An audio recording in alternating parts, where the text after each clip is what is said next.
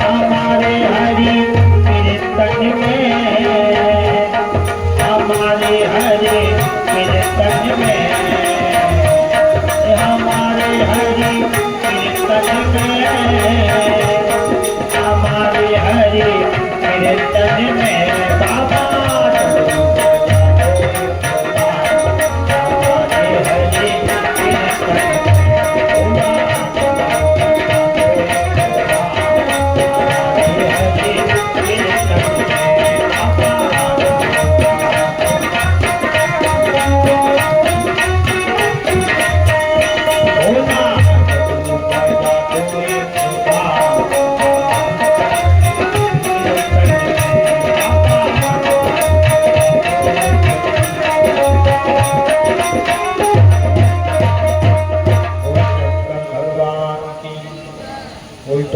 वाले की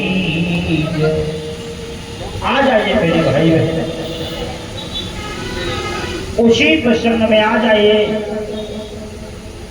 नैमिषारण्य के पावन क्षेत्र में श्री सूत जी महाराज 88,000 ऋषियों को शिव महापुराण की कथा सुना। मणिकर्णिका घाट पर स्वयं ब्रह्मा जी महाराज देवर्षि नारद को शिव महापुराण की कथा सुना रहे हैं। सूत जी कहते हैं स्वर्गादि ऋषियों, हमने आपको 11 ज्योतिर्लिंगों की कथा को श्रवण कराया।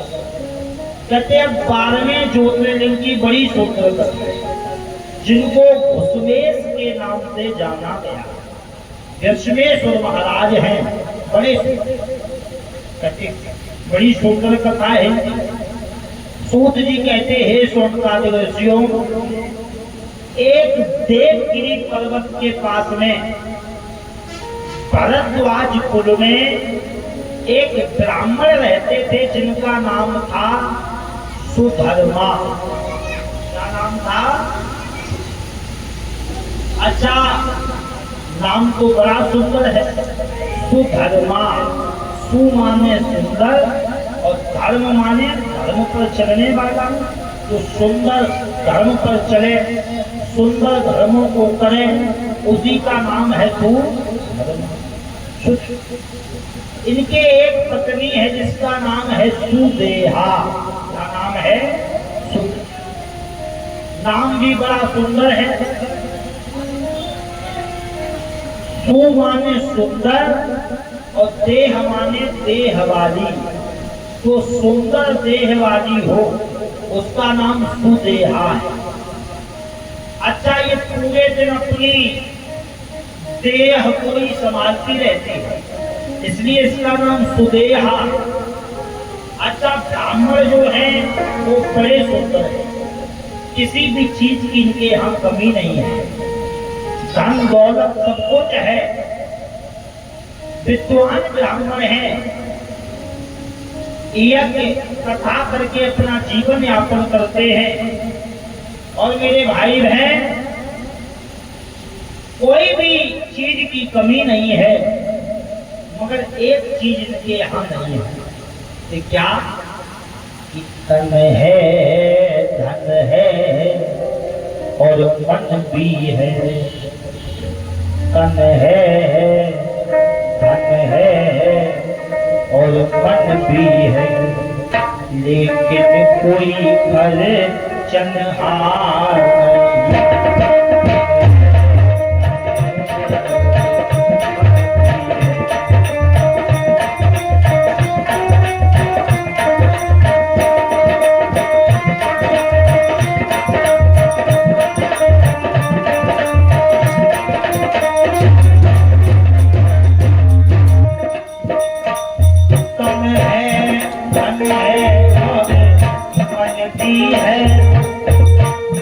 लेकिन कोई खर्चनहार नहीं। तन है और मन भी है, लेकिन कोई खर्चनहार नहीं। मंदिर है, हरि है, दीपक है। मंदिर है, हरि है, दीपक है, लेकिन मुझे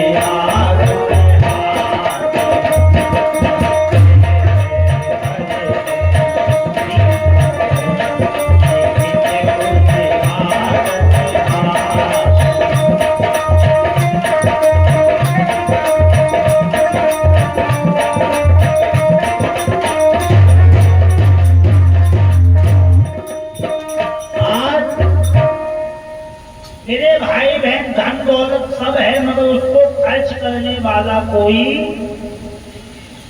अच्छा, वो दौलत भी किस काम की जिसको खर्च करने वाला ना हो। खर्च करने के लिए कोई तो होना ही चाहिए।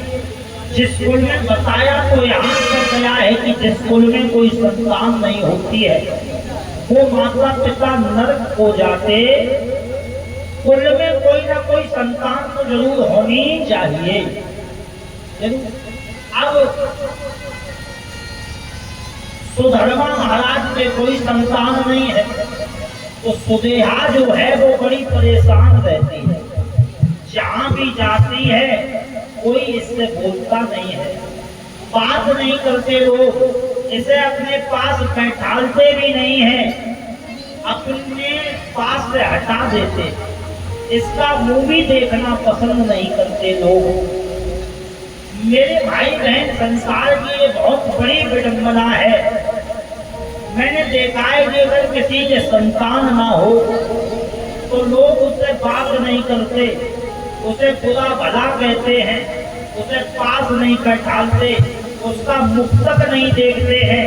कहते हैं कि ये तो बड़ी बेकार है, इसका मुंह देखना भी पाप है, इसको कोई संतान नहीं।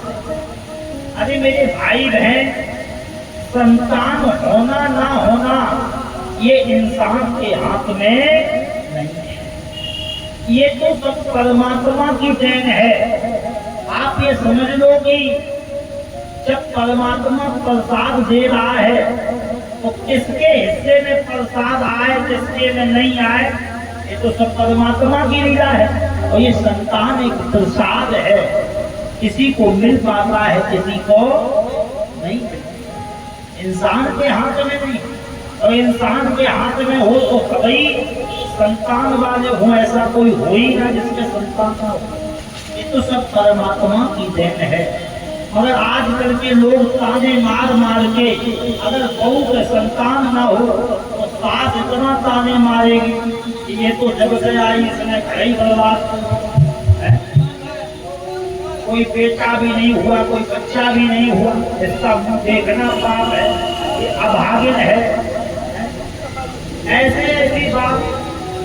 मगर मेरे भाई बहन, ये किसी के हाथ की बात नहीं है, ये तो परमात्मा की लीला है। वो जैसा करता है वैसा ही। सुदेहा जहां भी जाती है लोग बैठने नहीं देते, सुदेहा को बुरा भला कहते हैं।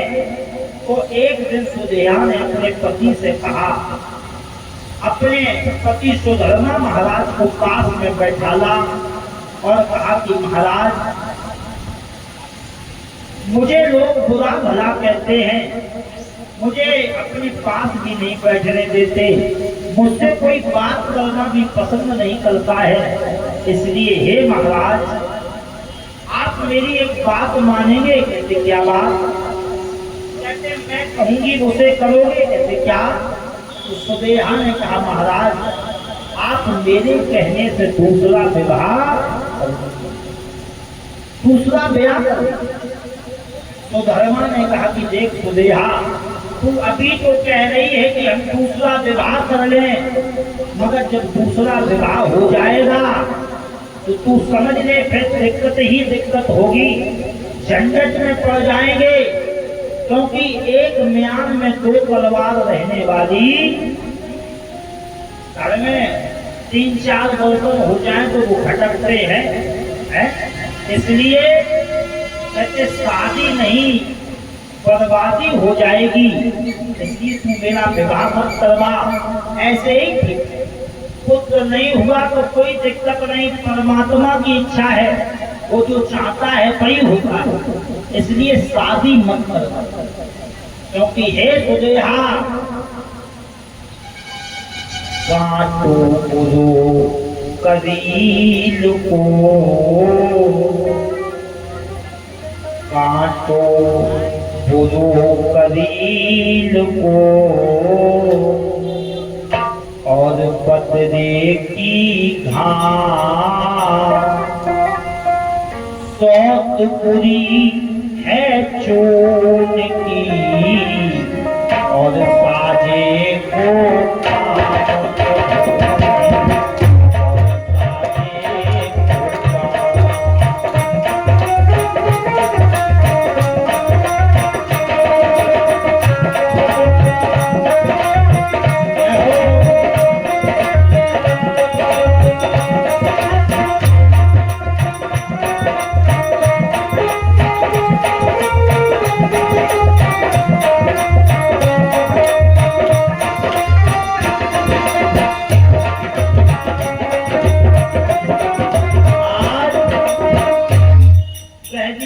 सौत चूर्ण की बुरी होती है, इसलिए विवाह मत करो। विवाह होगा तो अच्छा नहीं होगा। रानी ये ठीक नहीं, तू झंझट में पड़ जाएगी, फिर मैं ना तेरी कह पाऊंगा ना उसकी कह पाऊंगा, आपस में लठिया चले, इससे बढ़िया विवाह ना करें वो बढ़िया। सुदेहा ने कहा कि आप चिंता मत करो, चिंता मत, हम विवाह करवाएंगी तो ऐसे से करवाएंगी तो कोई दिक्कत नहीं होगी। कहते क्या? कहते ऐसे से विवाह करवाएंगी कि कोई दिक्कत नहीं, हम दोनों बड़े प्रेम से रहेंगी। कहते किससे करवाओगी? कहते मेरी एक बहन है छोटी, जिसका नाम कुसुमा है, और हम तुम्हारा विवाह उससे करवा देंगी, और छोटी बहन आएगी, हम बड़े प्रेम से रहेंगी, उससे कुछ भी नहीं कहेंगे। बहुत मना किया महाराज ने, मगर सुदेहा नहीं मानी, और उसने अपने पति का विवाह अपनी छोटी बहन से करवा दिया। कुसुमा से उसका विवाह करवा दिया। जब विवाह हुआ तो कुसुमा आई, घर पे बहन थी। कुसुमा का नियम था, वो इतनी बड़ी शिव भक्त थी कि वो रोज सुबह उठ करके मिट्टी के शिवलिंग बनाती थी और नित्य नदी में विसर्जन करने जाया, नित्य गंगा जी में विसर्जन करने जाया करती थी। नित्य नियम था अपने मायके में भी नित्य उठ करके शिवलिंग बना करके गंगा में विसर्जन करना, और ससुराल में आई तो वहां भी नित्य शिवलिंग बना करके गंगा जी में विसर्जन करना उसका नियम। जब आई है घर पे, ससुराल में शादी होकर के कुसुमा की आई, तो कुसुमा जो है वो सुबह 5 बजे उठती है और मिट्टी की शिवलिंग बनाती है, और शिवलिंग बना करके गंगा जी में विसर्जन करके आती है, और फिर आकर के पूरे घर में झाड़ू पोछा करती है, खाना बनाती है, सबका ख्याल रखती है। धर्म को ऐसे उसने संभाला कि जब से कुसुमा आई तब से उसके घर में किसी चीज की कमी नहीं रही, किसी भी चीज की कमी। मेरे भाई बहन, अब तो कुसुमा पूरे घर को ऐसे संभाल लिया उसने, किसी भी चीज की कमी नहीं। अब तो जब सुधर्मा महाराज आते हैं तो कुसुमा दौड़ के आती है, पति को पानी देती है, तो सुधर्मा महाराज हैं वो अपना झोला भी कुसुमा को दे देते हैं। मेरे भाई बहन, जब से कुसुमा की शादी होकर के आई तब से तो सुदेहा थी उसकी बड़ी बहन, उसने सब काम करना बंद कर दिया। वो पूरे दिन पड़ी रहती है कमरे में, और छोटी बहन जो है वो नित्य सुबह उठ के खाना बनाती है, झाड़ू पोंछा लगाती है, बहन को भी खाना बना के परोस के दे देती है। तो बहन भी बड़े बड़े अपने कमरे में खाना खा लेती है, कोई काम नहीं करती। मगर हुआ क्या, धीरे धीरे कुसुमा ने पूरा घर संभाल लिया, पूरे जिम्मेदारी अपने ऊपर ले ली है। और जो सुधर्मा महाराज है, कोई कमी भी होती है तो कुसुमा से कहते हैं, अपनी पहली पत्नी से कुछ कहते भी, क्योंकि कोई घर की जिम्मेदारी देखती है। जैसे ही आते हैं तो कुसुमा दौड़ के पानी देती है। मगर पहले था क्या, पहले सुधर्मा महाराज आते थे तो पहले उनकी पत्नी सुदेहा जल दिया करती थी। मगर आज जब से छोटी बहन की शादी होकर आई तब से उसने अपने पति को जल देना भी बंद, वो कुछ भी नहीं करती, पड़ी रहती है। और इधर कुसुमा पूरे घर की जिम्मेदारी को उसने संभाल लिया। जब पूरी घर की जिम्मेदारी को उसने संभाल लिया है, अब तो कहीं से सुधर्मा महाराज आते भी हैं तो अपना झोला कुसुमा को आकर के देते हैं। एक दिन की बात है कि सुदेहा बैठी थी और सुधर्मा महाराज आए। उन्होंने आकर के अपना झोला भस्मा को दिया। भस्मा ने दौड़ करके अपने पति को जल दिया और ये सारी लीला सुदेहा देख रही थी। तो सुदेहा ने जैसे ही देखा कि पति ने आकर के अपना झोला मेरी छोटी बहन को दे दिया और इसने जल दिया तो तुरंत पी लिया, तो अब तो इन्होंने आज हमसे जल भी नहीं मांगा, हम सामने बैठे थे और ये हमसे बोलते भी नहीं, हमसे बात भी नहीं करते। मेरे भाई बहन उसे इतना बुरा लगा कि अपनी बहन को झोला देना इतना उसे बुरा लगा है। आज उसके मन में अपनी छोटी बहन के प्रति ही जलन हो गई, दाह पैदा हो गई है, जलन पैदा हो गई अपनी छोटी बहन के प्रति। देखिए कथा बड़ी सुंदर कथा है। सूत जी कहते हैं सोमनाथ ऋषियों, छोटी बहन के प्रति जब जलन पैदा हुई है कि इसने मेरा प्रेम बांट लिया, मैंने गलत किया इसकी शादी अपने पति से करवा के, इसने मेरा प्रेम बांट लिया है, इसने अच्छा नहीं किया। अब तो दिन पर दिन जलन बढ़ती जा रही है। मगर मेरे भाई बहन ऐसी भोलेनाथ की लीला, इधर जलन बढ़ रही थी और भोलेनाथ ने अपनी लीला दिखा दी। और क्या लीला हुई है कि लीला ऐसी हुई है कि चमत्कार हो जाए और सुधर्मा के अंश से घुसमा गर्भवती हो जाए।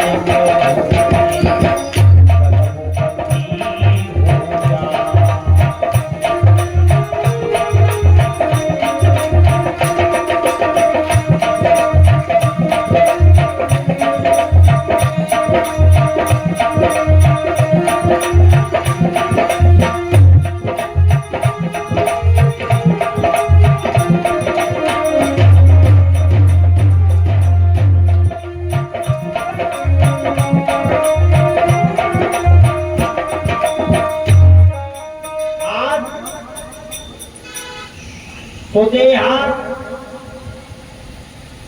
जलती रही और इधर सुधर्मा के अंश से उष्मा गर्भवती हो। और जब गर्भवती हुई और सुदेहा को पता लगा कि मेरी बहन गर्भवती है, तो अब तो जलन और बढ़ गई। उसने कहा मेरे को पुत्र नहीं है और इसके पुत्र हो जाएगा तो इसका पद बढ़ जाएगा, इसकी प्रतिष्ठा बढ़ जाएगी, क्या करें? तो सुदेहा ने विचार किया कुछ ऐसा करना चाहिए कि ना रहे बांस ना बजे।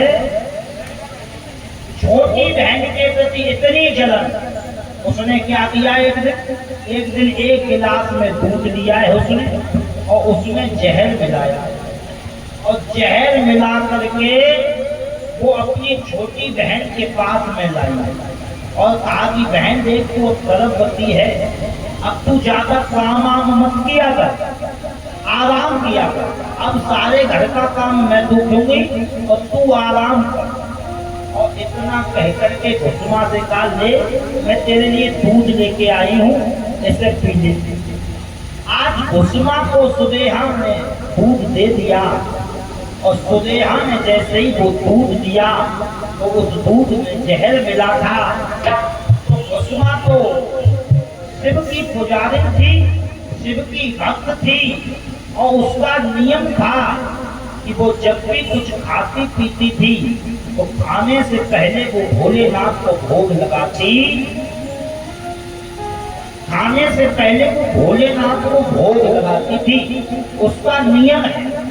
और अच्छा मेरे भाई बहन एक बात बताएं आपको, कभी भी घर में भोजन बने, कभी भी घर में कोई भी चीज बनाओ तो सबसे पहले भगवान को भोग लगाना, भोग लगा करके खाना चाहिए। और जब तुम भोग लगा करके खाओगे तो वो भोजन तुम्हें नुकसान नहीं करेगा, वो भोजन तुम्हें फायदा करेगा। क्योंकि भगवान पे चढ़ने के बाद हर वस्तु प्रसाद बन जाती है और प्रसाद को जब आप खाओगे तो वो आपको नुकसान नहीं करेगी, नुकसान नहीं। इसलिए सदैव भगवान को भोग लगा के खाना चाहिए। वसुआ का नियम था, वो कुछ भी खाती पीती थी वो पहले भगवान को भोग लगाती थी। तो आज उसने दूध को भी खाना, उसे भगवान को भोग लगाया है। तुझयं भक्त गोविंदम तुम्बमेव समर्पयो इदानीं भूत्वा प्रसीदं परमेश्वरा।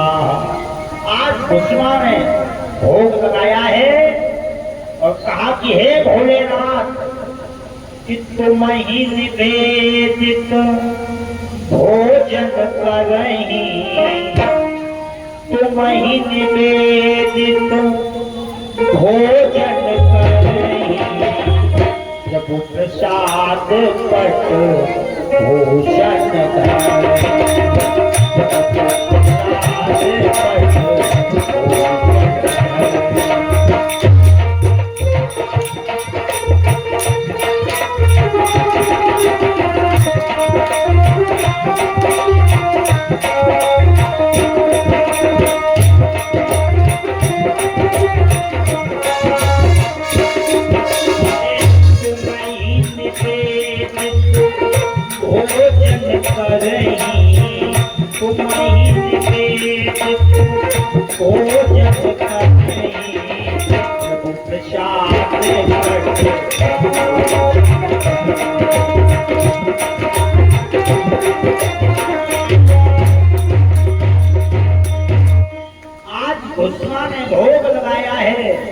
तुम ही निवेदित भोजन करही और प्रभु प्रसाद पट भूषण धरही।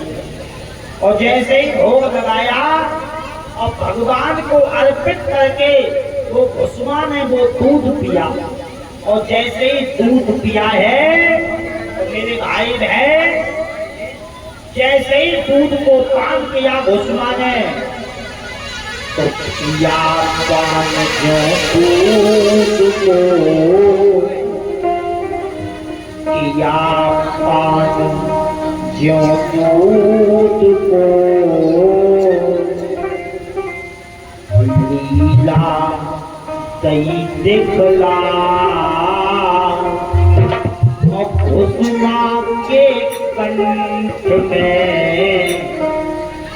नीलकंठ प्रकट हो जाए।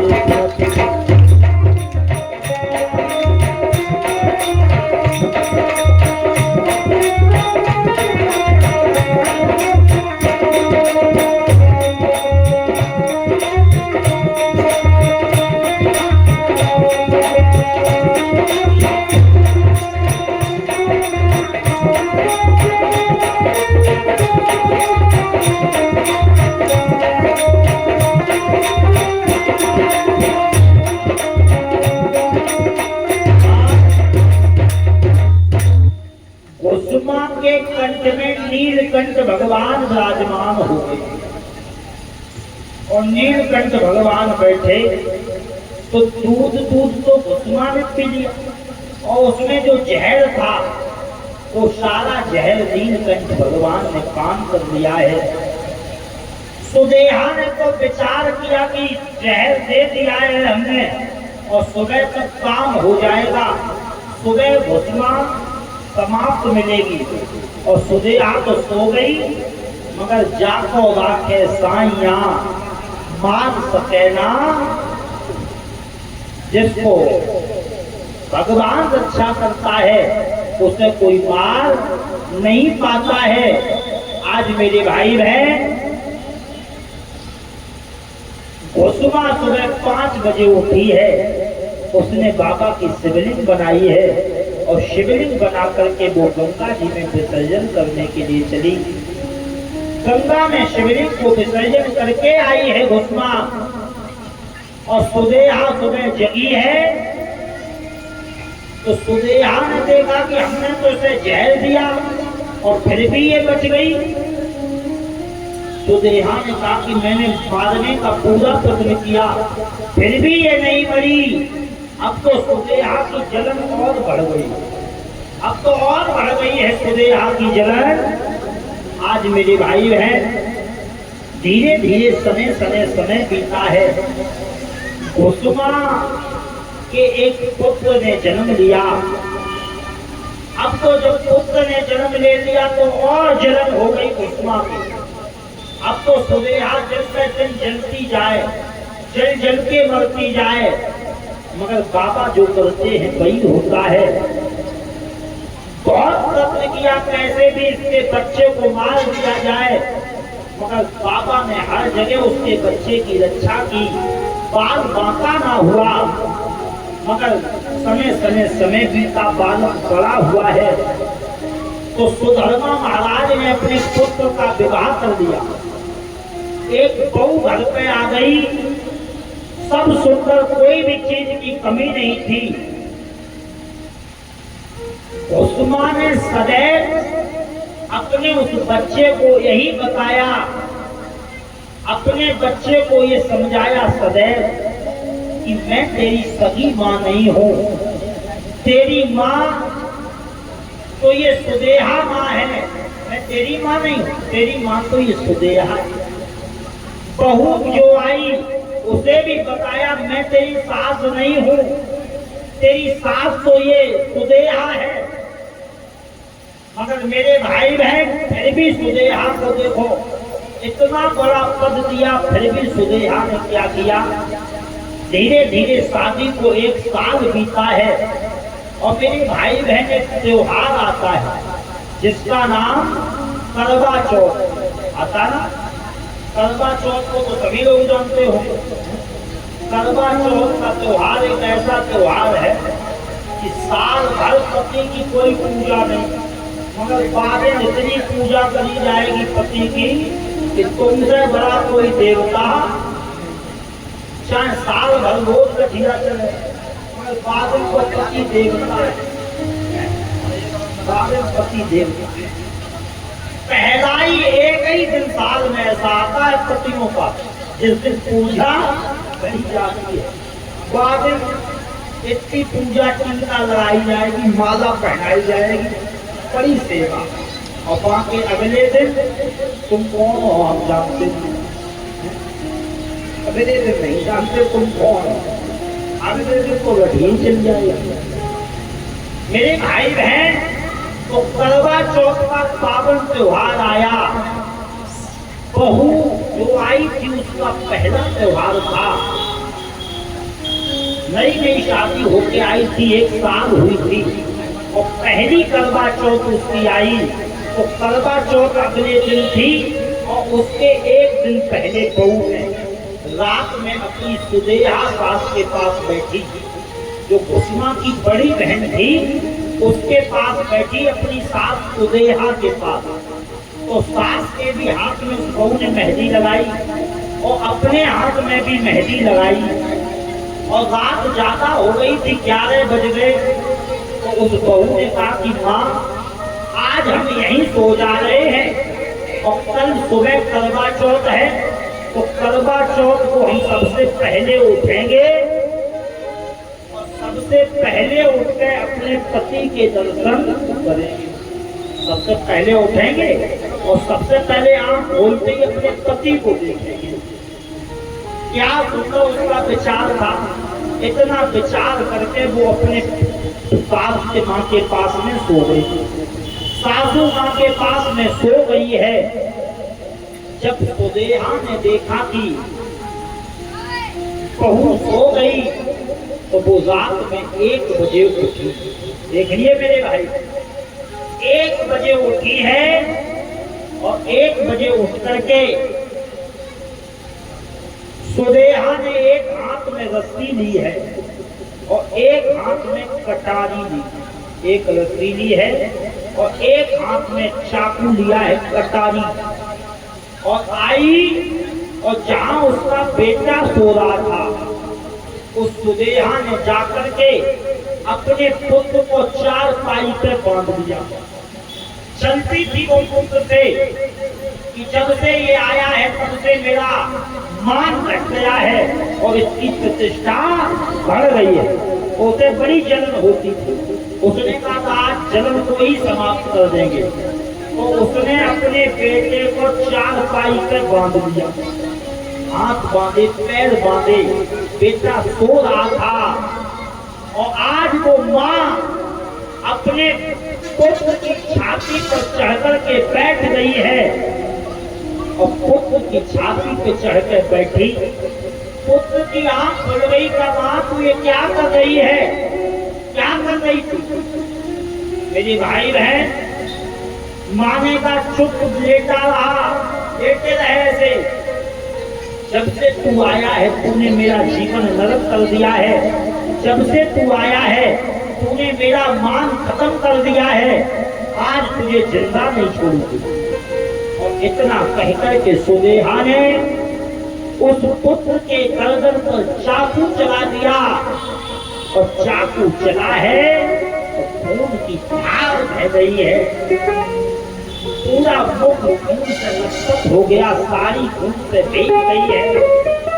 मगर गर्दन कट रही थी तो बेटे के हाथ पैर धड़क रहे थे। भाई बहन, जब किसी की गर्दन काटी जाए तो उसका धड़ तो फड़केगा ना। और देखिए कैसी माँ है, उसे शर्म भी नहीं आ रही है। हम कहते भले ही सगी माँ नहीं है मगर सौतेली भी माँ है, अगर मोटी माँ भी है तो उसे इतनी तो दया होनी चाहिए कि मैं इस पुत्र को मार रही हूँ। उसे तनिक भी तरस नहीं आया। उसने बेटे की गर्दन को काट दिया। बेटे के हाथ धड़कते रह गए हैं। गर्दन काटने के बाद उसने शरीर के टुकड़े टुकड़े किए हैं। ऐसे काटा के वो सब्जी को काटा जाता है, ऐसे उस पुत्र को उसने एक एक करके टुकड़ा किया है। अब टुकड़ा करके अपने बेटे की लाश को सुदेहा ने एक बोरे में भरा और बोरे में भर के उसे नाक में ही गई है और गंगा जी में विसर्जन। बोरे के सहित अपनी बेटे की लाश की टुकड़े को उसने गंगा जी में विसर्जन कर दिया। जब विसर्जन करके लौट के आई है तो उसने कुसुमा की साड़ी पहनी थी रात में।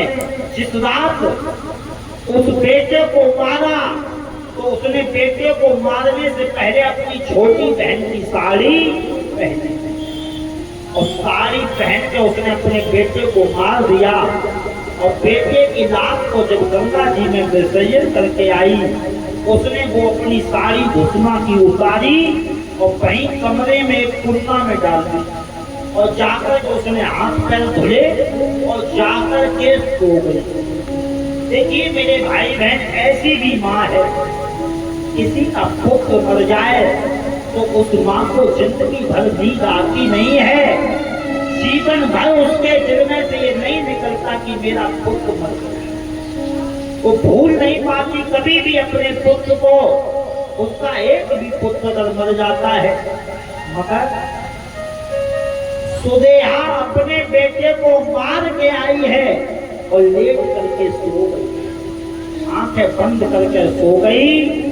और इधर सुबह 5 बजे सुदेहा तो सो रही थी और सुबह 5 बजे उठी।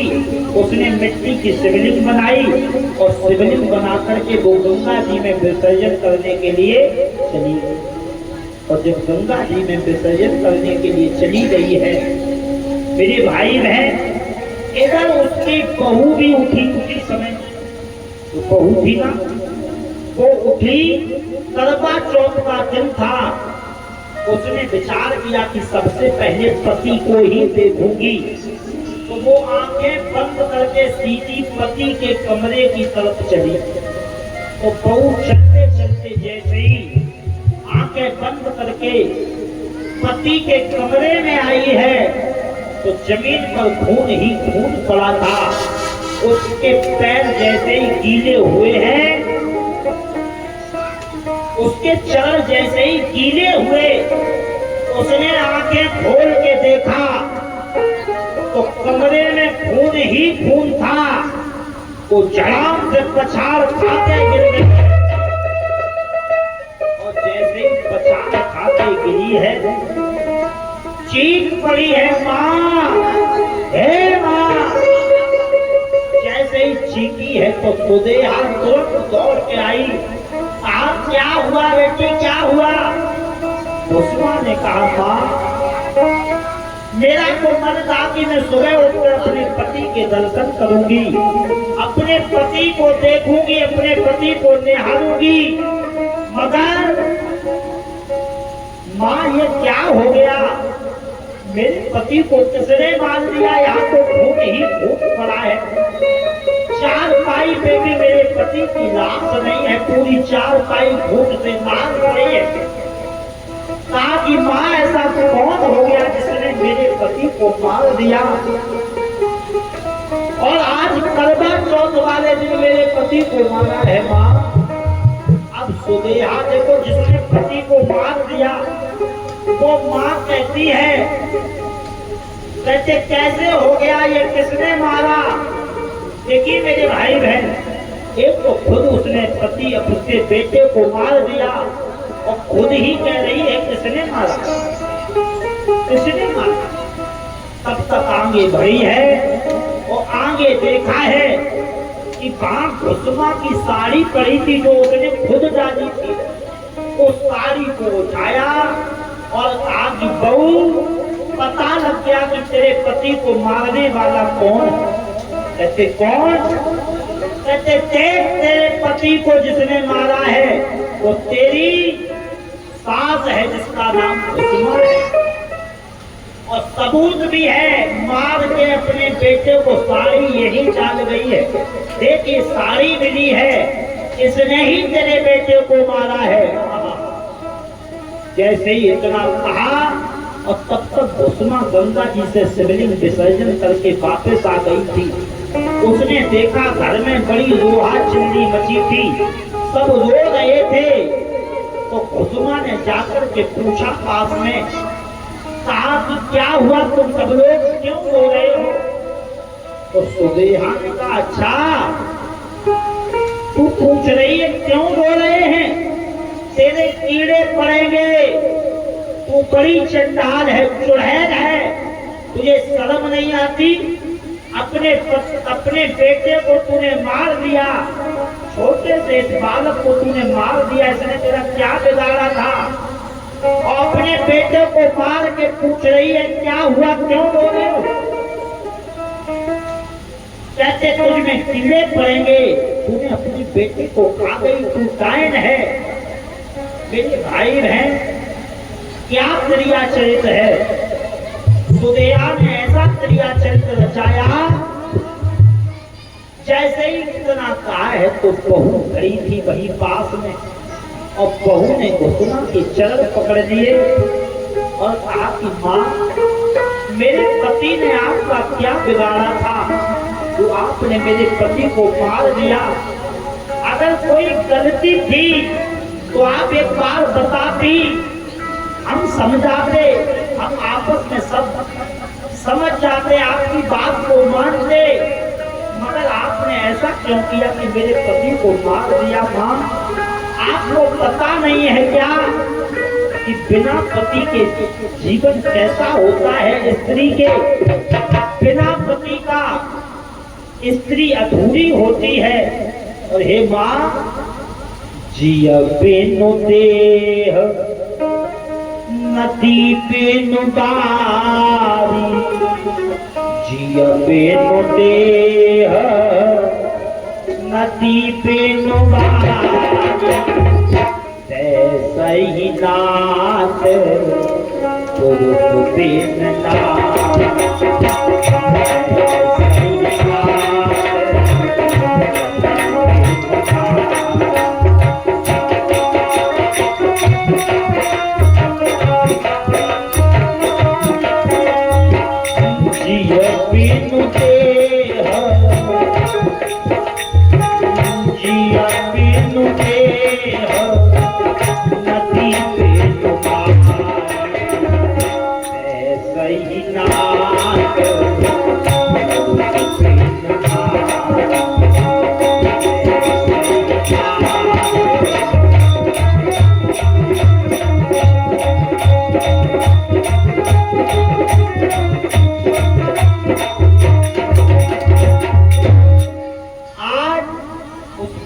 कहा कि मां, बिना पति के नारी का जीवन अधूरा है और आपने मेरे पति को मार दिया।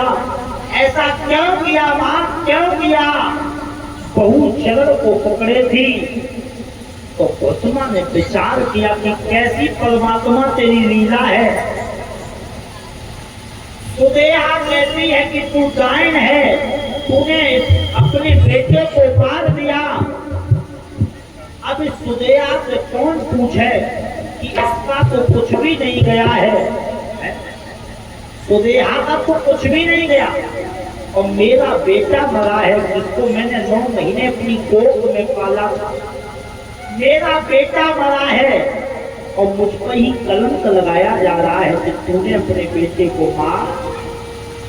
मेरे भाई बहन, अगर किसी माँ का बेटा मर जाए और उसके बाद उसी पे कलंक लगाया जाए कि तूने अपने बेटे को मार दिया, तो उस मां पर क्या बीती, क्या बीती? कुसुमा ने विचार किया कि इनका तो कुछ भी नहीं बिगड़ा, मेरा तो बेटा मुझसे दूर चला गया, मेरा अपना बेटा मर गया और दुनिया मुझे कह रही है कि तूने अपने बेटे को मार दिया। मेरे भाई बहन, ये अच्छा नहीं।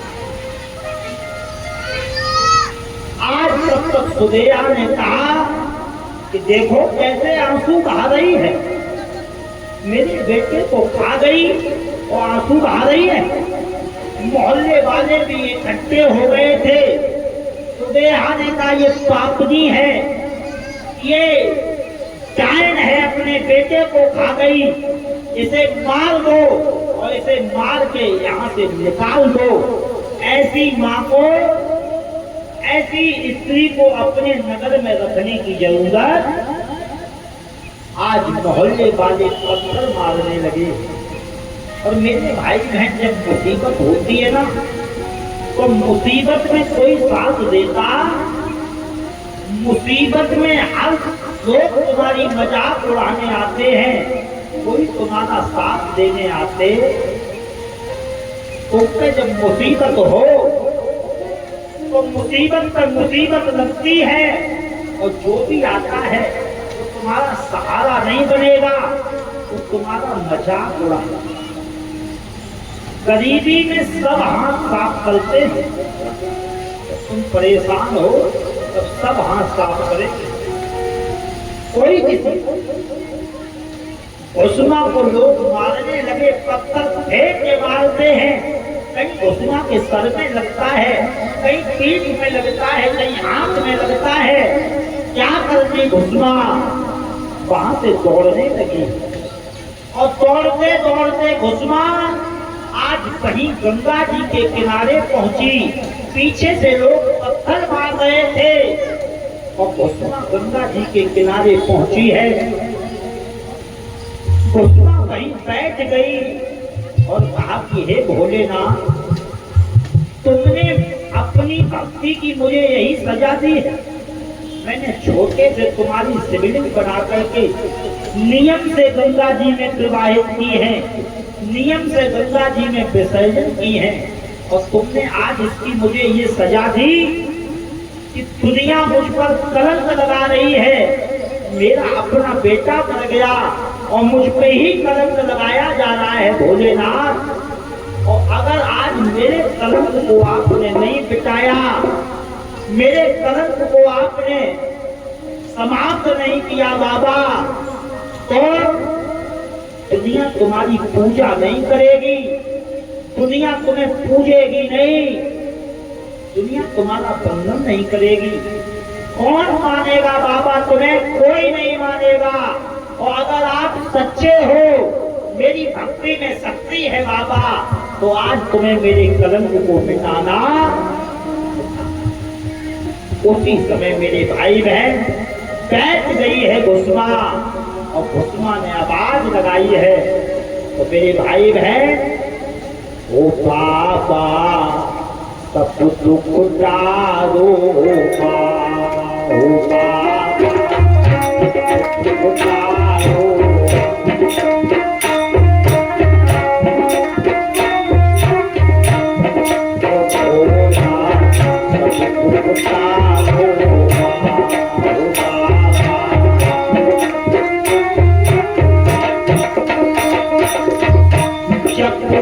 शिव के नाम की माला,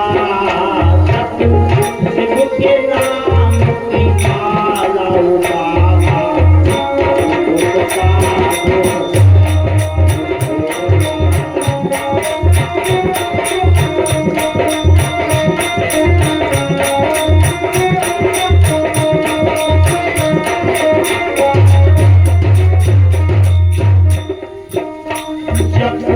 शिव के नाम की माला, जपो शिव के नाम की माला, हो बाबा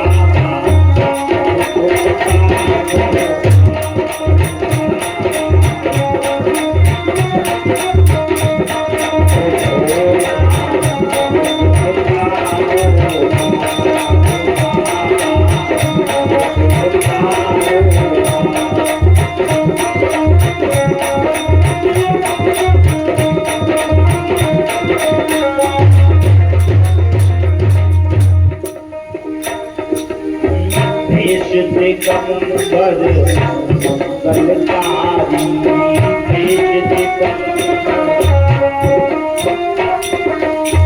भेष दिगंबर मंगलकारी, भेष दिगंबर, भेष दिगंबर मंगलकारी,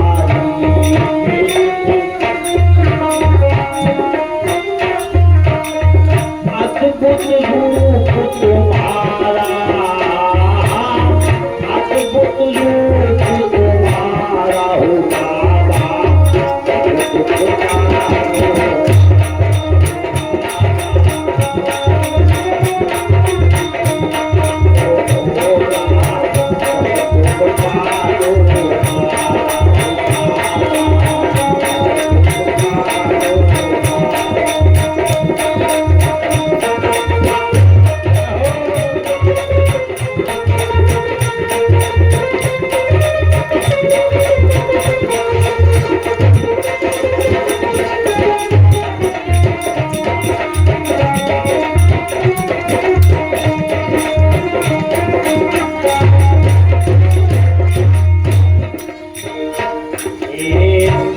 पे गंगा है, माथे पे चंदा, पीठ पे गंगा, पीठ पे गंगा, माथे पे चंदा, पीठ पे शीश पे गंगा, माथे पे चंदा, पीठ पे गंगा, शमशान वासी हमारा, शमशान वासी हमारा, हो बाबा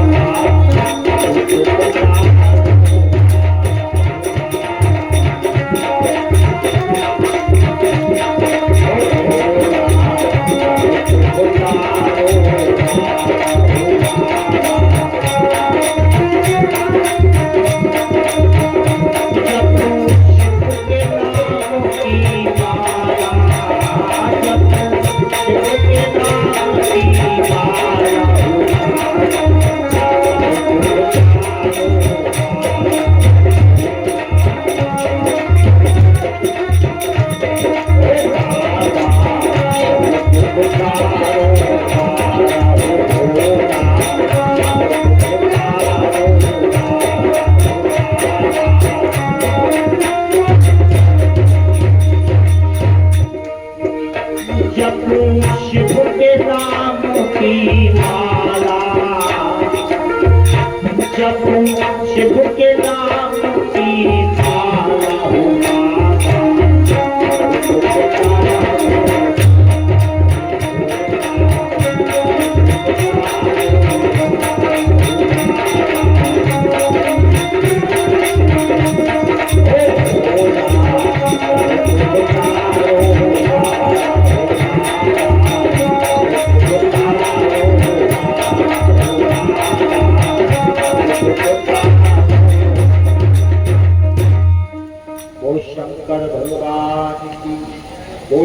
बुआ बाले की।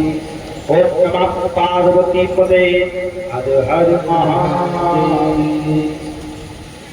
उष्मा ने आवाज लगाई है बाबा, ओ भोला सब दुख टारो,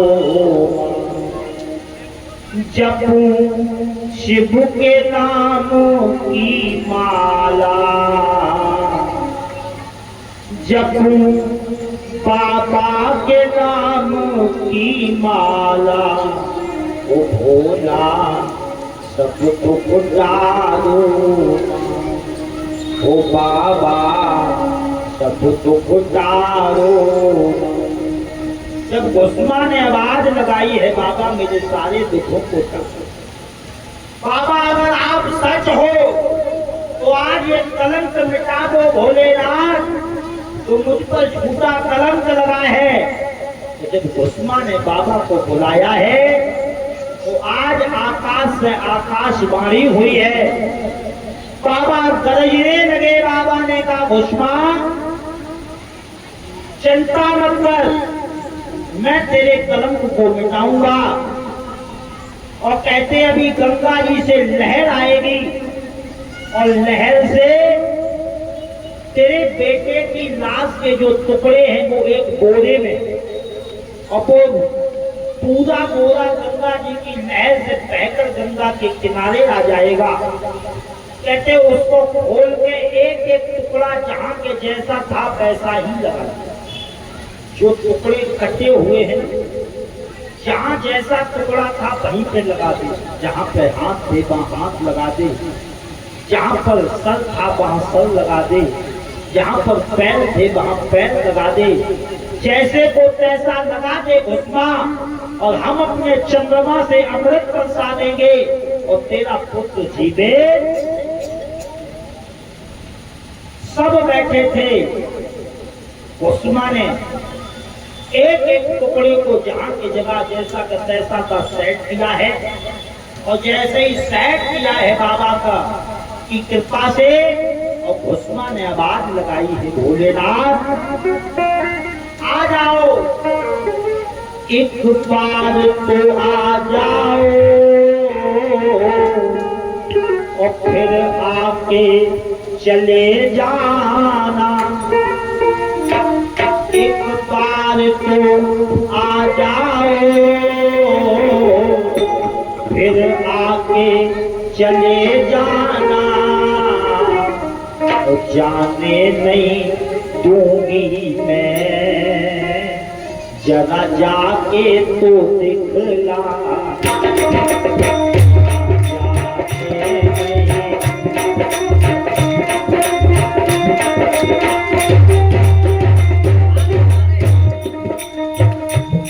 मैं कब से तड़प रही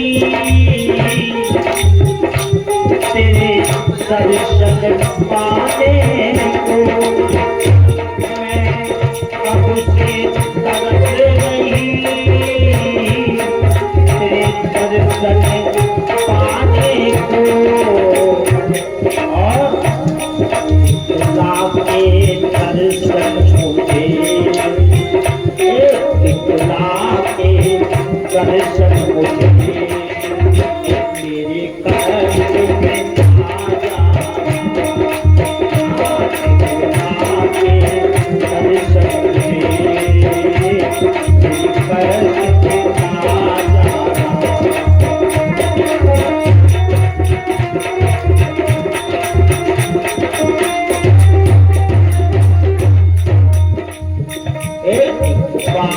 तो आ जाओ,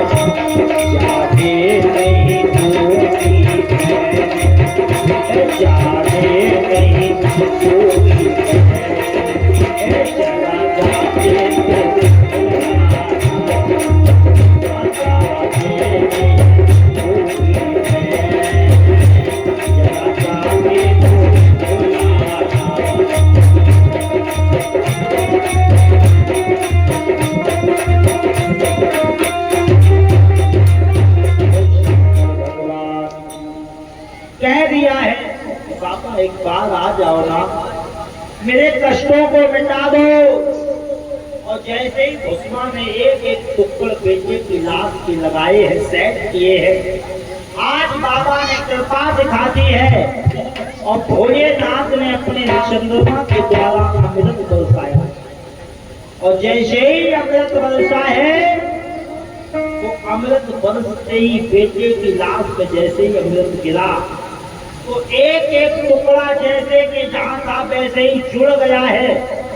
और जैसे ही वो टुकड़ा जुड़े, आज वो पुत्र बाबा की कृपा से उतर के बैठ गया है। और शंकर भगवान की ये बाबा की भक्ति का करिश्मा है। वो पुत्र उठ करके बैठ गया, जैसे ही पुत्र बैठा है घंटा बजे दोनों घन घोर और आज भुस्मा के सामने प्रकटे शंकर भगवान।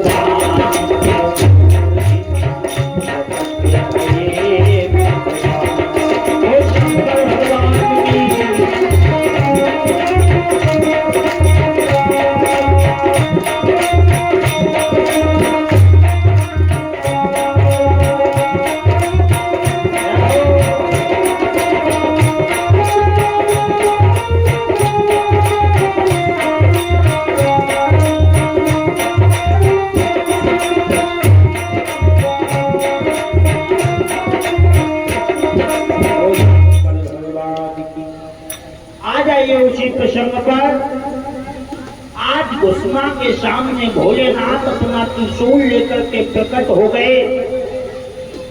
पीछे सब खड़े थे, खड़े खड़े ये लीला देख रहे थे। भोलेनाथ ने उस पुत्र से पूछा, बेटा आज दूध का दूध पानी का पानी कर दे और बता कि तुझे मारा किसने था। जैसे ही उस पुत्र से पूछा है तो पुत्र उठ करके खड़ा हो गया और अपनी माँ भुस्मा को गले से लगा लिया कि माँ तूने तो सदैव मुझे ये बताया था कि तेरी माँ वो है, मैं माँ नहीं हूँ। और जब मेरी माँ वो थी तो उस माँ ने मुझे चारपाई पर बांध करके चाकू से काट दिया। ये कैसी माँ है, इसे दया भी नहीं आई कि अपने बेटे को काट रही थी तो आंख में आंसू भी नहीं थे। माँ मैं चीखता रहा, तड़पता रहा, अगर मेरी इसने एक ना सुनी और मुझे सबके सामने मोहल्ला वाले सब खड़े थे, नगरवासी सब खड़े थे, सब सुन रहे थे उस पुत्र की बात, सब सुन रहे थे कि सुदेहा ने अपने पुत्र को काट डाला है, मार दिया। भोले बाबा ने जैसे ही सुना, भोले बाबा ने कहा मैं माफ नहीं करूंगा, मेरे भक्त को सताया। बाबा त्रिशूल लेकर के दौड़े हैं कि सुदेहा को मार देंगे। उसी समय भुस्मा ने भोलेनाथ के चरण पकड़ लिए और कहा कि हे बाबा उसने जो किया है वो जाने और मैं जो करूंगी वो मैं जानती हूँ। और कथा कहती है मेरे भाई बहन, ये जो बात मैं बताने जा रहा हूँ आपको ये महामंत्र है। जो जैसा कर रहा है वो जाने और तुम जैसा करोगे वो तुम्हारे साथ। कभी भी घबराना नहीं चाहिए कि उसने मेरे साथ गलत कर दिया। जो जैसा करे उसे करने दो और जिसका रक्षक परमात्मा होता है उसका कोई कुछ भी बिगाड़ने वाला, कभी भी कोई किसी का कुछ बिगाड़ने वाला जाको राखे साइया मार सके ना, कोई किसी को नहीं मार सकता जब तक परमात्मा रक्षक है। तो जो जैसा करे उसको करने दो, कभी भी दुख में घबराना नहीं चाहिए। आजकल हम लोग पूजा तो खुद करते हैं, खूब रोज मंदिर जाते हैं, मगर तनिक दुख आ जाता है तो घबरा जाता है। कथा कहती है कि अगर दुख आया है तो आप धैर्य रखो। आप यूं समझ लीजिए दुख और सुख ऐसे हैं कि दिन और जैसे रात है, दिन और रात की तरह सुख और दुख है। अगर रात होती है तो एक दिन भी होता है, रात होगी तो अगली सुबह भी होगी और सुबह होगी तो दुख भी होगा, सुबह होगी तो रात भी होगी।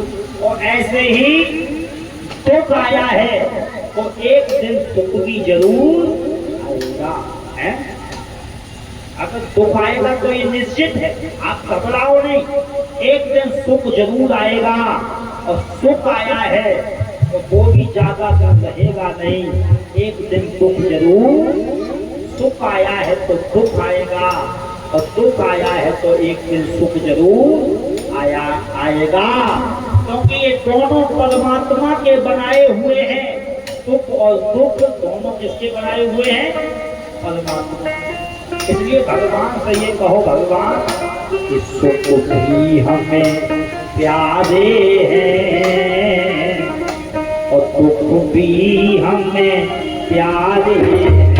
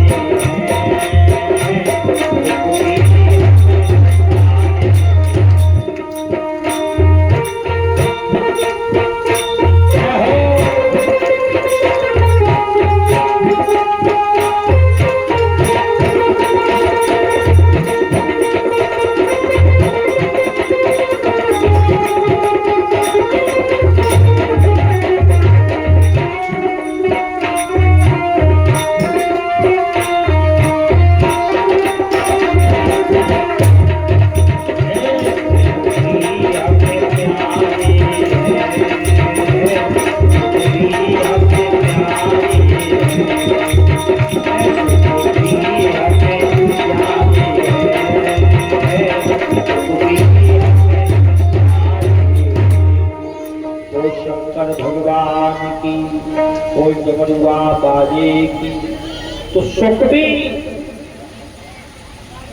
सुख में भी भगवान परमात्मा को याद करो और दुख में भी परमात्मा को याद करना। हर समय परमात्मा को याद करो। सुख आएगा तो दुख भी आएंगे, दुख आया है तो सुख भी। घबराना नहीं चाहिए। आज कुसुमा ने कहा कि बाबा जो कर रही है उसे करने दो, और हम जो करेंगे उसे हम करते हैं। मत मारो, उसने जो किया उसकी समझ थी, मगर मेरी बड़ी बहन है, आप उसे क्षमा कर दो और उसकी तरफ से मैं आपसे क्षमा मांगती हूँ। आप उसे मत। देखो क्या कुसुमा की कहानी, क्या कुसुमा की कथा है कि जिस बहन ने उसके बेटे को मार दिया और आज वो बहन क्षमा मांग रही है कि उसे छोड़ दे, उसे मार दो। बाबा ने कहा धन्य है कुसुमा तू, तेरा बेटा जिसने मारा तू उसके ही प्राणों की रक्षा मांग रही है, उसका ही तू जीवन दान मांग रही है। कहते कुसुमा तेरा नाम दुनिया में अमर रहेगा, दुनिया तेरे नाम को जानेगी। और अब हम यहाँ से जाएंगे नहीं, हम यहीं पर स्थापित हो जाएंगे।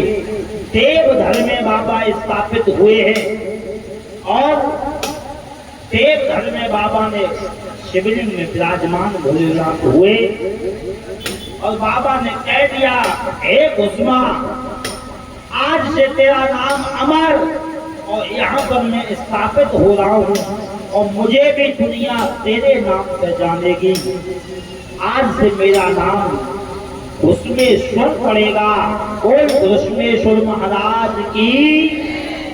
बाबा 12वें ज्योतिर्लिंग में स्थापित हुए और कुसुमा के नाम से बाबा ने वही अवतार धारण किया है। उसी शिवलिंग में मेरे बाबा विराजमान हो गए हैं और उसी शिवलिंग का नाम घुसमेश पड़ा है। बोल घुसमेश्वर महादेव की। जो भी कथा ये घुसमेश महाराज की शुभता है, यहाँ घुसमेश महाराज के दर्शन करता है। कथा कहती है कि उसके बेटे पर कभी कोई संकट आता, उसके बेटे की बाबा सदैव रक्षा करते हैं। एक बार भी आप घुसमेश महाराज के दर्शन करके आओ, बाबा तुम्हारे पुत्र की सदैव रक्षा करेंगे। कथा सुनता है जो बाबा की घुसमेश की, उसके पुत्र की बाबा हमेशा रक्षा। बड़ा सुंदर इस कथा का फल है। इस प्रकार से मैंने आपको 12 ज्योतिर्लिंगों की कथा को सुना। सूत जी कहते हैं शौनकादिक ऋषियों, शिव महापुराण में इसके बाद शिवरात्रि का महत्व बताया गया है। शिवरात्रि वाले दिन भूल करके भी, अनजाने में भी जो भोले बाबा के ऊपर बेल पत्री चढ़ा देता है, बाबा उस पर कृपा बरसा देते हैं। देखो तुम्हें याद भी ना हो कि आज शिवरात्रि है और अनजाने में भी बाबा पर अगर बेल पत्र चढ़ जाए तो भी बाबा कृपा। एक बहेलिया था, कुलदूहू नामक बहेलिया, वो वन में रहता था और उसे कुछ भी नहीं पता था कि शिवरात्रि क्या होती है। एक दिन घर में कुछ भी नहीं था तो सुबह सुबह उठा, भूख लगी थी। उसने विचार किया कि आज वन में चलेंगे और शिकार करेंगे, चल के कोई ना कोई तो मिल जाएगा, उसे मार करके अपनी भूख मिटाएंगे। तो कुलदूहू नामक बहेलिया सुबह उठ करके जब चला शिकार खेलने के लिए, और उसी दिन शिवरात्रि थी। क्या था? शिवरात्रि। मगर उसे नहीं पता था शिवरात्रि क्या होती है। वो तो शिकार खेलने चला कि आज जो मिलेगा उसे मार के अपना भोजन। पूरे दिन भटकता रहा, तो लगी थी, कुछ खाया भी नहीं था उसने, भूखा था, मगर पूरे दिन घूमा, उसे कोई ऐसा नहीं मिला जिसे मार करके वो खा सकता था। कोई नहीं मिला। पूरे दिन व्रत हो गया, कुछ भी नहीं। शाम को वो चलता चलता एक नदी के किनारे रुक गया। संध्या हो गई थी तो वहीं नदी के किनारे एक बेल वृक्ष खड़ा था। तो वो पहेलिया बेल वृक्ष के नीचे खड़ा हो गया और बड़ा क्रोधित था, बड़ा गुस्सा में था। पूरे दिन से आज कुछ भी नहीं मिला, भूख लगी थी। उसने विचार किया कि यही रात में रुक जाते हैं, कोई ना कोई जरूर आएगा पानी पीने के लिए, जीव जंतु कोई तो आएगा ही, तो उसे मार के अपना भोजन बना लेंगे। तो इसी आस में वो बेल वृक्ष के नीचे रुक गया। पहला पहर लगा 6 बजे से 8 बजे के बीच में। इंतजार करते करते कोई नहीं आया तो उसे बड़ा क्रोध आया। उसने बेल वृक्ष के पेड़ को पकड़ा, डाली नीची थी तो उसने डाली को पकड़ा है और डाली को पकड़ के झटका दिया तो उसमें से 4-5 बेल पत्र टूटे और कहीं बेल वृक्ष के नीचे चढ़ गए। अच्छा, उसे नहीं पता था कि इसी बेल वृक्ष के पास में वहीं नीचे जड़ों में एक भोले बाबा की शिवलिंग है। कहीं बेल वृक्ष के पास में एक छोटी सी शिवलिंग थी। उसने झटका लगाया पहले पहर में तो 4-5 बेल पत्र कहीं चढ़ गए। उसने कहा कि कोई नहीं आया, पहला पहल बीत गया। इधर 9 बजे से 11 बजे के बीच में उसने फिर इंतजार शुरू किया कि अब तो कोई आ ही जाएगा, मगर फिर भी कोई नहीं आया। फिर उसे क्रोध आया, उसने फिर बेल पत्र को झटका दिया और फिर उसमें से 8-10 बेल पत्र टूटे और वहीं नीचे चढ़ गए। इधर दूसरा पहर भी निकल गया। उसे नहीं पता कि क्या हो रहा है, तो उसकी पूजा हो रही थी, उसे कुछ भी नहीं पता था। आज कुलतुहित नामक पहेलिया ने जैसे ही 12 बजे से 2 बजे के बीच में तीसरा पहर लगा, उसने विचार किया कि हे परमात्मा, अब तो किसी को भेज दे, पूरे दिन का भूखा हूँ, लगता है रात भी आज भूखे ही बीत। मगर तीसरा भी पहर निकल गया, कोई भी नहीं मिला। क्या करता, उसे फिर बड़ी क्रोध आया। भूख लगी हो तो गुस्सा भी आती है ना, भूख तेज लगी हो तो गुस्सा भी आता है। उसने फिर वृक्ष को हिलाया और फिर पत्र उसमें से 4-5 टूटे फिर चढ़ गए। मेरे भाई बहन 3 पहर निकल गए, कोई नहीं। इधर 2 बजे से लेकर के 4 बजे के बीच में उसने फिर इंतजार किया कि परमात्मा, अब तो किसी को भेज, भूख बहुत तेज लगी है और कोई नहीं आया। तो मारे क्रोध को उसने फिर बेल वृक्ष लिया, हलाया 10-15 बेल पत्र गिरे और कहीं नीचे चढ़ गए। और जैसे ही नीचे शिवलिंग थी, अपने आप बेल पत्र टूट के चढ़ रहे थे। पहेलिया ने गुस्से में अनजाने में वो बेल पत्र चढ़ाए। उसे नहीं पता था कि यहाँ शिवलिंग है क्या है। और उसी समय हुआ क्या, जैसे ही 4 पहर की पूजा पूरी हुई और उस रात शिवरात्रि थी। और मेरे भाई बहन, एक बात हम आपको बताएं, शिवरात्रि का व्रत दिन का नहीं है। आप लोग विचार करो कि दिन का व्रत है शिवरात्रि का, तो दिन में व्रत रहो, रात में सो जाओ, ऐसा नहीं। शिवरात्रि का व्रत रात्रि का है। दिन में चाहे सो जाओ मगर रात में सोना नहीं चाहिए। रात भर शिवरात्रि वाले दिन जागरण करना और रात के 12 बजे शिव का पूजन करना चाहिए। भोलेनाथ में बेल पत्र चढ़ाने चाहिए। रात के 12 बजे शिव का बंधन करना चाहिए और पूरी रात जग के जागरण करना, तब भोलेनाथ आपको शिवरात्रि के दिन का फल देंगे। आज पहेलिया को कुछ भी नहीं पता था, उस रात शिवरात्रि थी। उसने अनजाने में गुस्से में पेड़ को हिलाया तो चारों पहर उसके बेल पत्र छूट के उस बाबा के ऊपर चढ़े। और उसी समय घन घन घंटा बजे, घन घन घोर महा, और गुरु पहेलिया के सामने प्रगटे शिव शंकर भगवान।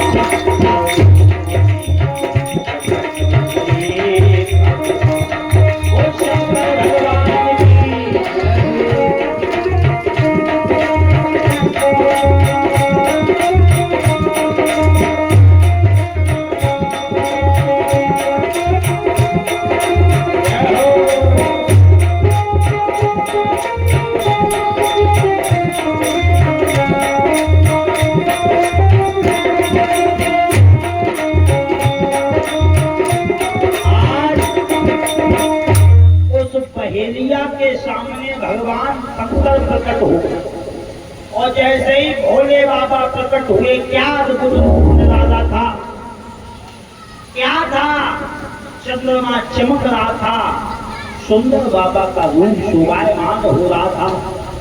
पहेलिये ने जैसे ही देखा कि ये कौन है, तो पहेलिया तो भागने लगा, वो नहीं जानता था भोले बाबा कौन। भोले बाबा ने कहा, वो भाई कहाँ भाग रहा है, हम तेरी पूजा से प्रसन्न हैं, वरदान मांग ले।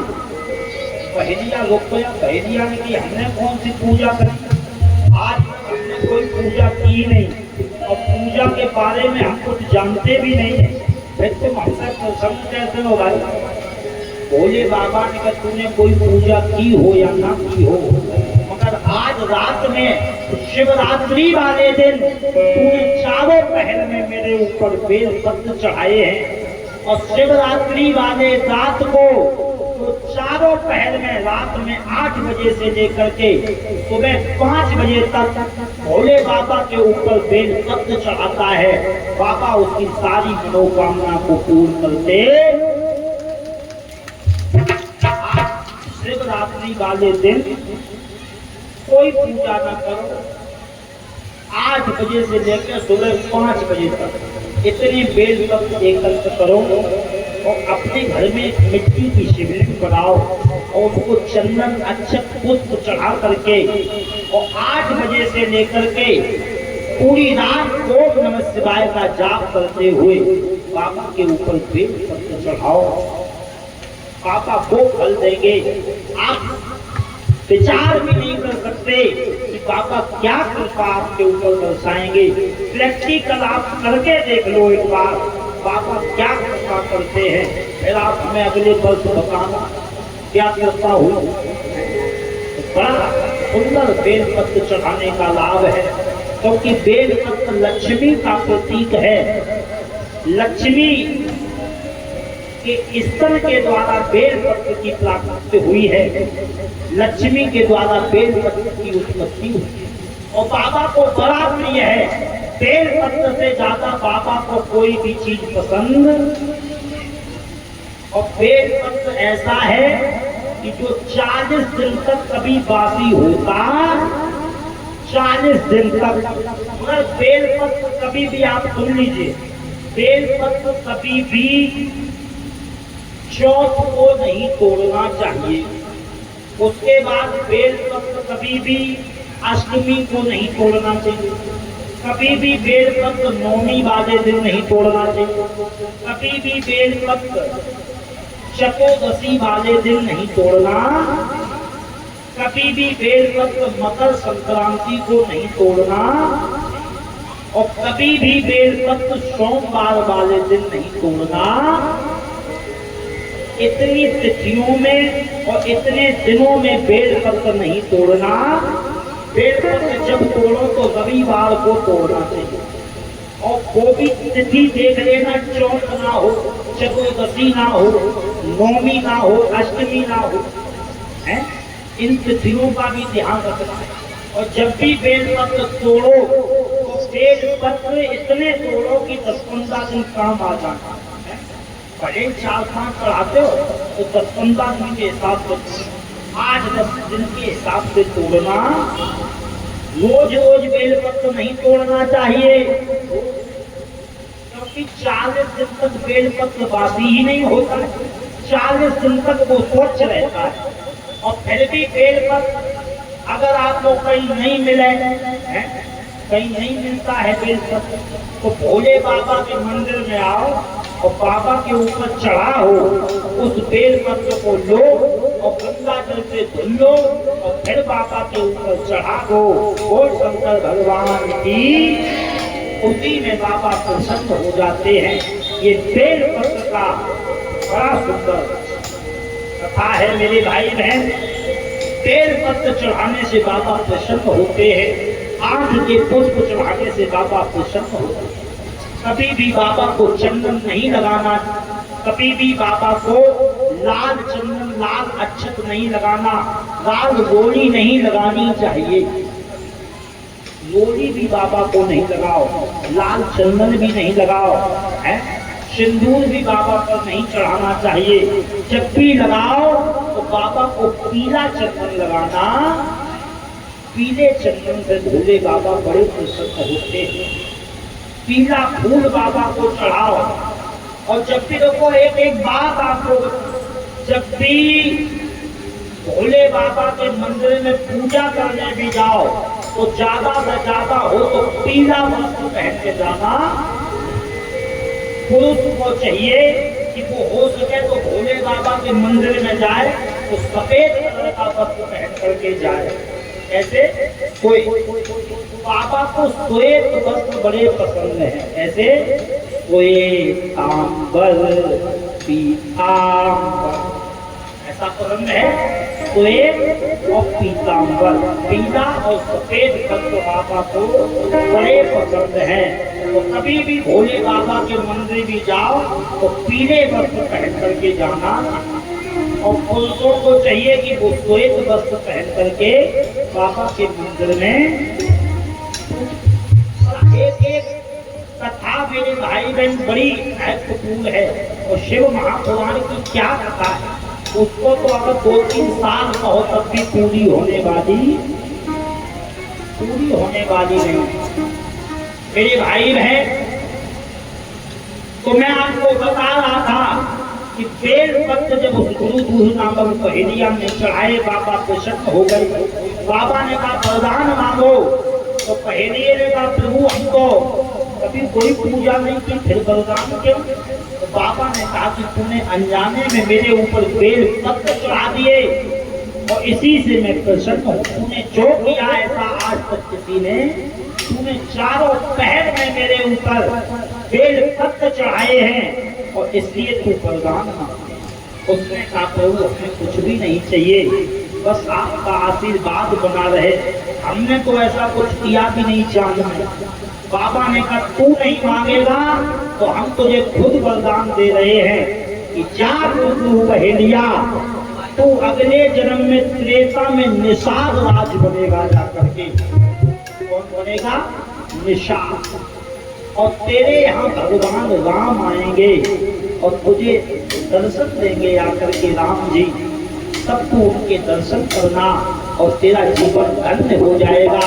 तुझे बेल पत्र चढ़ाने का मैं ये वरदान दे रहा हूँ कि तुझे निषाद राज बनेगा तू और तेरे यहाँ भगवान राम आएंगे। और निषाद राज की, वो शंकर भगवान की। इस प्रकार से बेल पत्री का और शिवरात्रि का महात्म सुनाया है। उसके बाद भगवान के सहस्त्र नामों का वर्णन किया। भगवान भोलेनाथ के 1000 नाम हैं। कितने नाम? 1008। इतने नाम भोले बाबा के हैं और इनकी भी नाम की कथा है। मगर सहस्त्र नाम की कथा अगर हम आपको सुना है तो अभी कभी 8-9 दिन और चाहिए, कभी 1000 नाम की कथा हम आपको सुना पाएंगे। मगर समय तो नहीं है, मगर हम आपको बता दे रहे हैं। उपसंहार में सहस्त्र नामों का वर्णन है। 1008 नामों के बाबा के दर्शन का बड़ा फल है। बाबा के नामों को जो पढ़ता है, जो सुनता है, बाबा उसका कल्याण करते हैं। आपको बाबा के सहस्त्र नाम अगर पढ़ने हैं, सुनने हैं तो कहीं दूर नहीं जाना। आप तो सब कंप्यूटराइज जमाना है, मोबाइल का जमाना है, तो गूगल पर तुरंत डालो बाबा भोलेनाथ के 1008 नाम, तो तुरंत उस पर निकल के आ जाएगा 1008 नाम। और उनको आप नित्य पढ़िए और उनको पढ़ने का बड़ा लाभ है, उनको जपने का बड़ा बड़ा। जो भी भक्त बाबा के सहस्त्र नामों का जाप करता है, भोले बाबा उसकी सारी मनोकामना पूर्ण करते हैं। वो शंकर भगवान की, वो करुआ वाले की। इस प्रकार से सहस्त्र नामों की कथा सुना करके सूत जी ने कथा पर विश्राम दिया है। इधर ब्रह्मा जी ने भी कथा पर विश्राम दिया है। और यहाँ भी अपने ग्राम में भी भोलेनाथ के मंदिर में सुंदर 7 दिवसीय अनुष्ठान निर्विघ्न संकल्प पूर्ण हुआ है। और देखिए मेरे भाई बहन, बाबा की क्या महिमा है। आपको हम सत्य बता रहे हैं कि आपके यहाँ की वो महिमा है।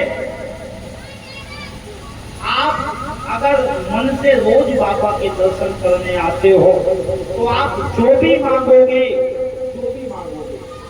वो भोलेनाथ पूरा आप जो भी सच्चे मन से इन महादेव से एक बार मांग करके देखो और बाबा तुम्हारी वो मनोकामना पूरी कर देंगे निश्चित। और प्रैक्टिकली है, आप इसे प्रैक्टिकल करके देख लो। और हम तभी बता रहे जब हम प्रैक्टिकल करते हैं।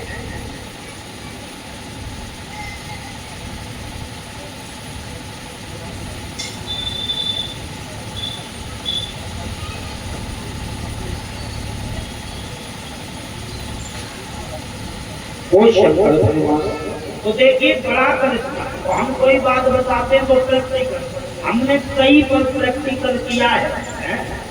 जब प्रैक्टिकल किया तभी आपको बता रहे। जहाँ जहाँ हमने प्रैक्टिकल किया वहाँ उसका काम हो गया।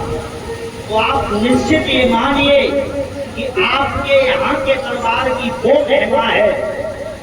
आप एक बार सच्चे मन से बाबा के दरबार में आओ और बाबा तुम्हारी सारी मनोकामना पूर्ण करेंगे।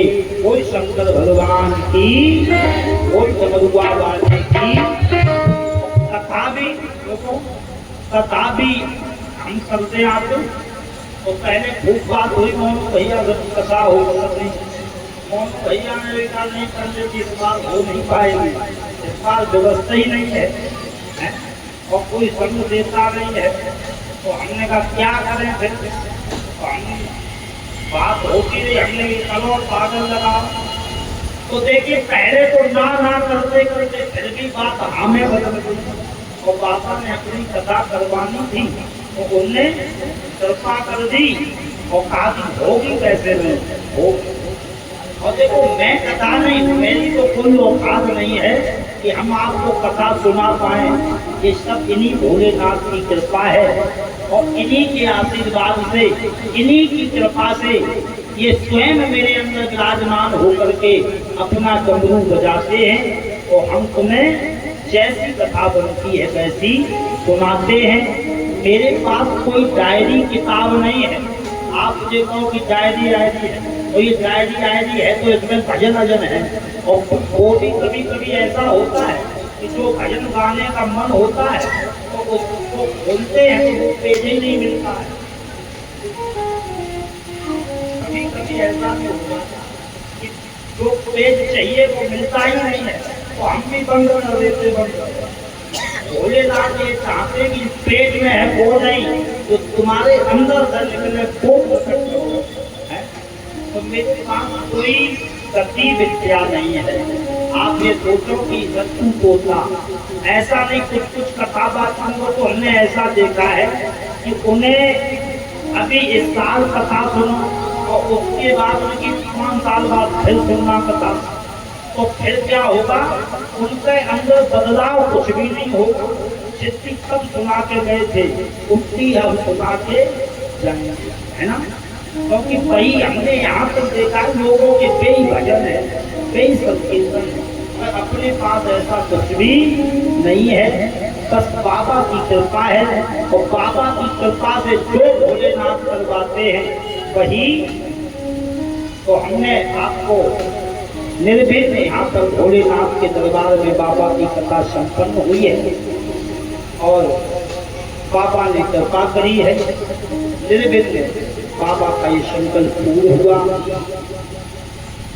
वैसे मैं कोई कथावाचक नहीं हूँ, ना कोई विद्वान हूँ, ना मैं कोई कथा जानता हूँ। तो भोले बाबा की कृपा है, माता पिता का आशीर्वाद है, गुरु का आशीर्वाद है और उनके ही आशीर्वाद से मैं आपको सुनाता हूँ। और ऐसी कृपा है भोलेनाथ के आशीर्वाद से कि ये नहीं कि शिवई महापुराण की कथा कहते हैं, ऐसा भी नहीं है। शिव महापुराण की कथा भी कहते हैं, भागवत की कथा, राम कथा भी गणेश पुराण, देवी भागवत, और अभी अभी हमने बिल्कुल एक नए पुराण को तैयार किया है। और पिछले वर्ष गरबा में हमारी कथा हुई थी, वो नए पुराण की कथा जो आपने अभी तक सुनी ही नहीं होगी, विष्णु पुराण की सुनी है। विष्णु पुराण की कथा अभी अभी हमने तैयार की है और अध्ययन करता हूँ नित्य में। घर पे अगर फ्री भी रहता हूँ तो लेट करके मैं कुछ न कुछ पढ़ता। मेरे यहाँ पुस्तकों का ढेर, पुराणों का ढेर है।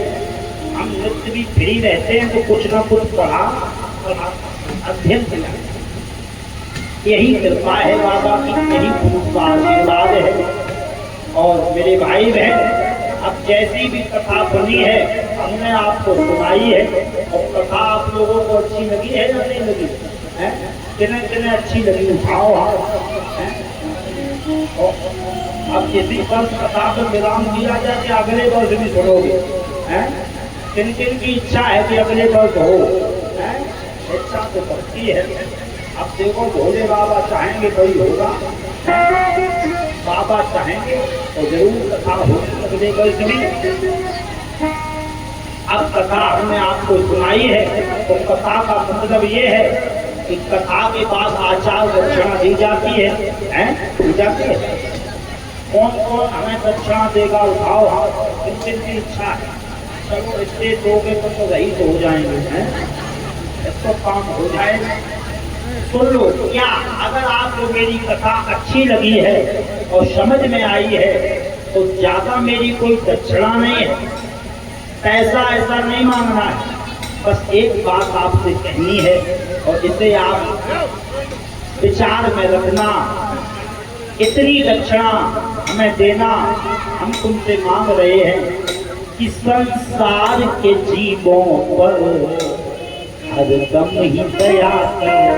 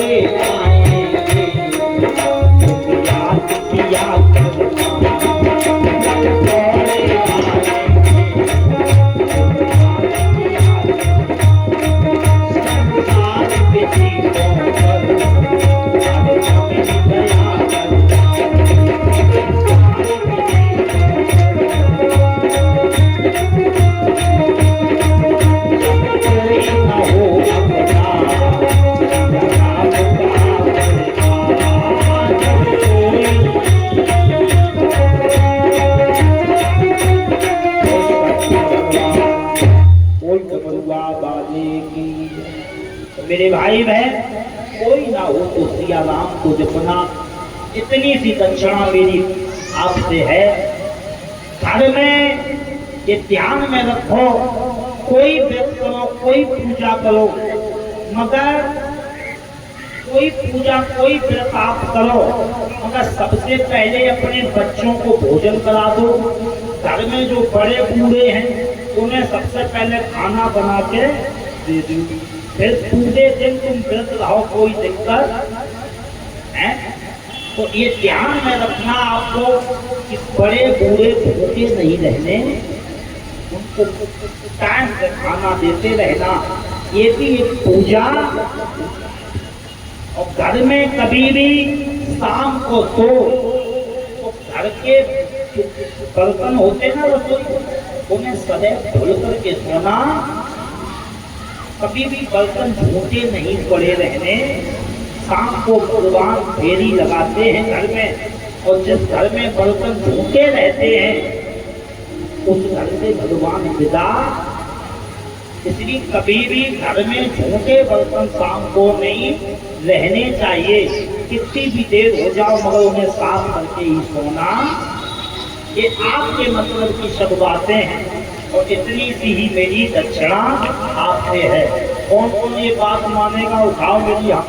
अगर इतने लोग मान लें तो कथा सफल हो गई, कथा सफल हो गई। अगर आपने मान ली बात, बस इतनी सी मेरी दक्षिणा है।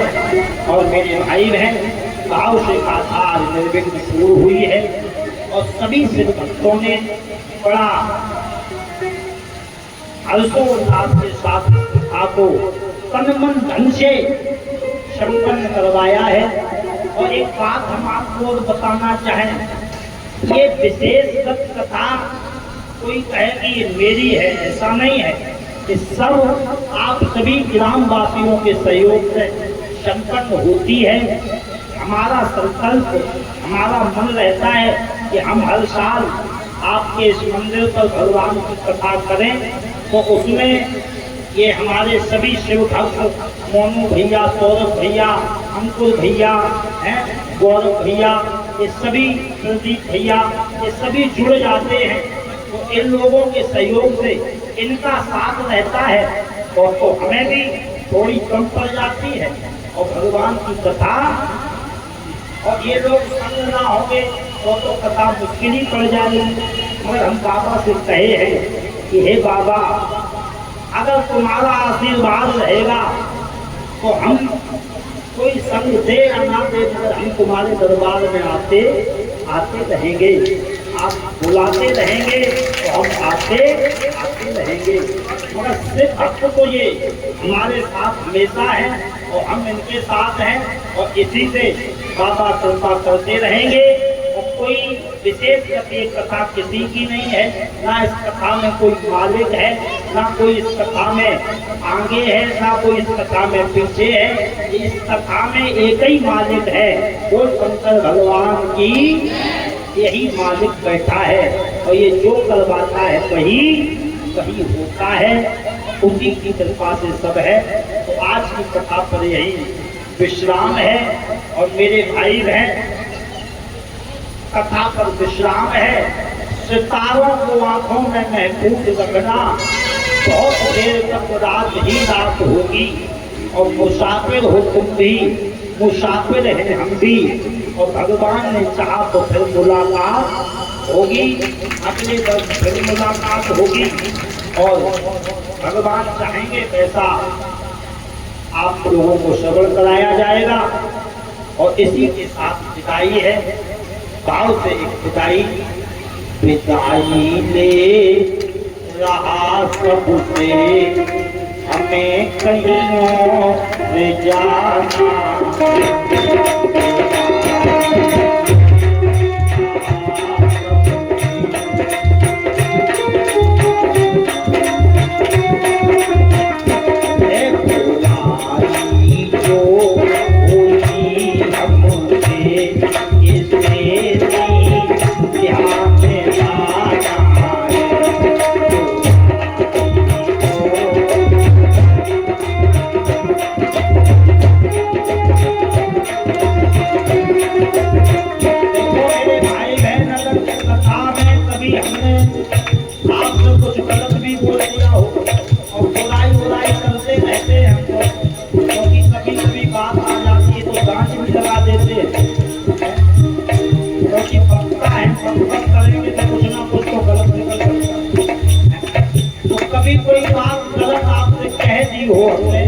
तो हमारी बात का थोड़ा मत मानना, अपना बच्चा ही समझ कर हमें माफ कर देना। हमारे संगी साथियों से किसी से भी कोई बुराई हुई हो तो आप उसे घर तक लेके नहीं जाना, यही छोड़ जाना। तो हमारी बात जो अच्छी लगी हो उसे आप अपने जीवन में उतारना, इतनी मेरी आपसे प्रार्थना है।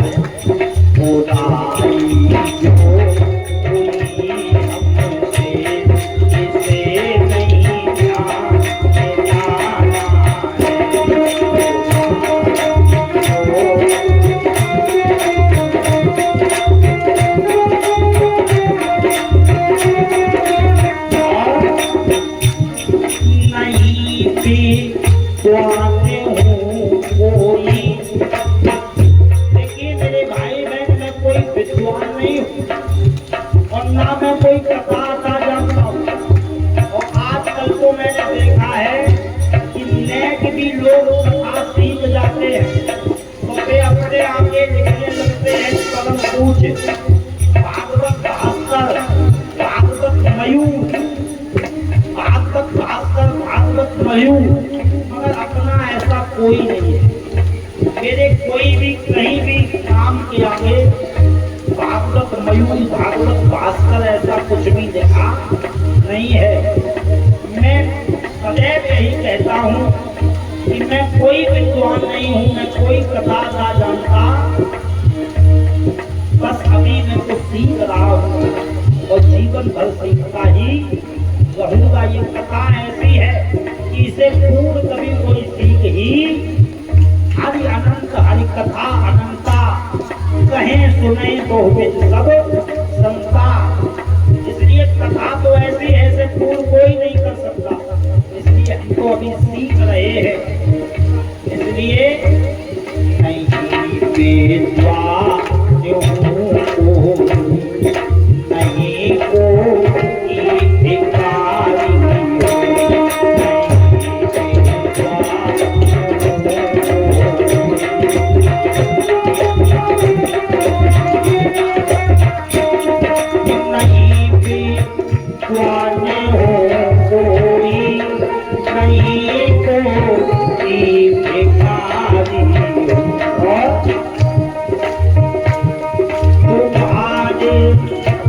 तुम्हारे